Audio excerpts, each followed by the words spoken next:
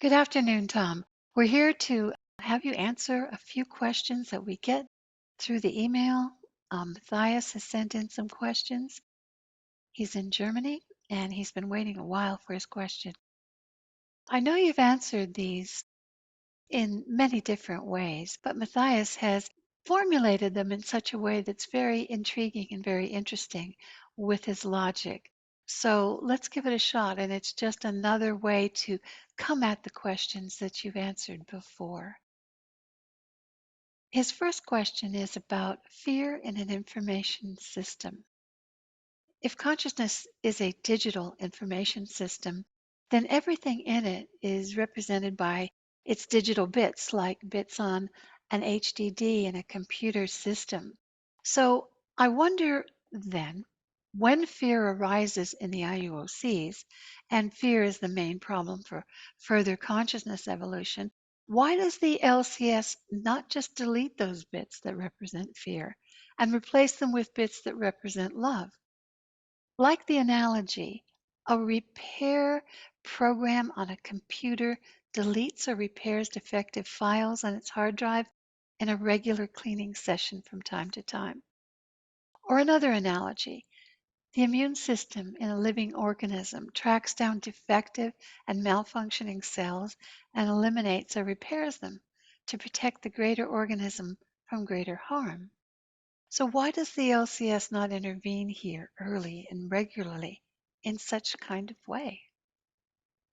Well, the answer to that is this is about evolution. It's the evolution of consciousness toward lowering its entropy. If you just had a program go through and erase non-functional bits or negative bits, what would you learn? How would you evolve? How would that create change? How would the being now become better? In other words, it's not just the bits. Yes, at the base of a program, there are bits, but that's way far down. There's been a lot of evolution in consciousness. And at the very bottom level, we have bits. A bit is just defined as the smallest unit of information, and it's almost like the programs that you have on your desktop computer. Yes, there's bits at the bottom, but we don't really work with, say, well, how about if in the, this, or even a simple Word document, that we just change all the misspelled words by rearranging the bits?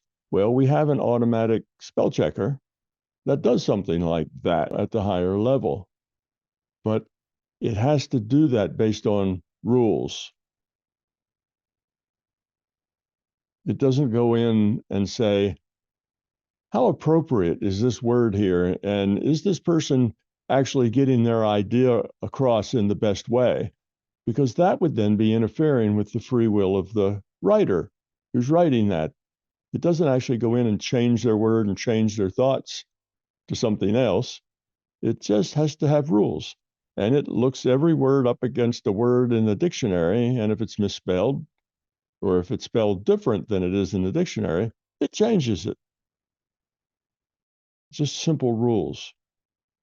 Okay, so we're interested in the writer becoming a better writer, not in having a machine forcibly make choices for the writer and tell the writer how to write. See, what does the writer learn? Okay, so the spell checker is what you describe. It finds bits that look like they're wrong and either fixes them or throws them away or makes suggestions. And that's very helpful to us. But it has to be left to us to decide what to say and how to say it. That's an expression of our free will. And for a system to come in and actually rearrange the way we think and the way we act, now that's overrunning our free will. And we're not learning anything. So another argument would be, why doesn't the larger consciousness system just purge all the entities that aren't successfully growing up? Why doesn't it just purge them all, get rid of them? Oh, the average entropy would go down wonderfully if you just got rid of all the negative players. Why doesn't it do that? Well, that's because it knows that it can't really gain anything from that kind of an interference. The entities have to grow up. The IUOCs have to make choices. They have to change who they are from the inside out. It has to be their choice to change how they are, not some machine in the background that alters their bits, which is the same as overrunning their free will to be who they are. It's almost like you give, all the bad players a lobotomy. That's not a good thing. We're not interested in making better behavior. Yes, if we went in and found everybody that was disagreeable in the world and gave them a lobotomy, the world would be a nicer place. But would the people here actually have learned anything? Certainly not the ones with lobotomies. They wouldn't have learned anything. They would have just been taken out of the role of being negative. Do the ones that remain learn anything? Yeah, they learn that this ugly, evil system can override their free will anytime it wants to, and that Big Brother is watching them. And if they say something too negative, they're liable to be run off the lobotomy central too. So now you have a fascist system in charge that is basically can run over everybody's free will whenever it wants to. That's not what we're about here. It sounds like a good solution, but fixing things through fascism never actually works in the long run. It always makes things worse. Fixing it through just imposing rules and making a change at the top. Why not? Just get rid of all those bits. But that's not the point of what's going on. The point is that we have to deal with that negativity. That negativity challenges us. Not saying the negativity is a good thing or necessary. It isn't. We'd like to get rid of all of it. But we have to grow up. We have to outgrow it, not just decide to go on a purge and purge it. That's like, Hitler purging the Jews or purging the gypsies or purging black people or purging anybody else that you don't particularly like and you think they're inferior, That's wrong. It doesn't help. So for the system to just go on a purge and fix things is not helpful. That's a fascist move by the system to say, well, I know how to fix this thing. I'll just go make everybody straighten up and fly right. And if they don't, I'll erase them. You don't want to live under that kind of a tyranny. You want to have free will to be sacred. Nobody runs over somebody else's free will unless that person is doing something really harmful and running over others' free will. So you want to eliminate force, control, power, and force. We're trying to eliminate that from the equation and saying, yeah, but if it's done by the LCS, that's a good guy and it would all work out better in the end. It doesn't work out better in the end because the system doesn't learn anything. It doesn't grow. The people in it don't evolve. You just rearrange them all in a way that they all act better. Delete all the bad actors. And that is not what we're here about. The bad actors have to realize that their lives are miserable because they're bad actors and they need to change that. They need to grow up. It doesn't really further consciousness evolution as he suggests. It's not on a fundamental level. It's just on a surface level. And it's not really valuable entropy reduction. I mean, in a way, you could say, well, the world would be a nicer place if you just got rid of all the negative beings. Yes, on the surface, that would seem like it.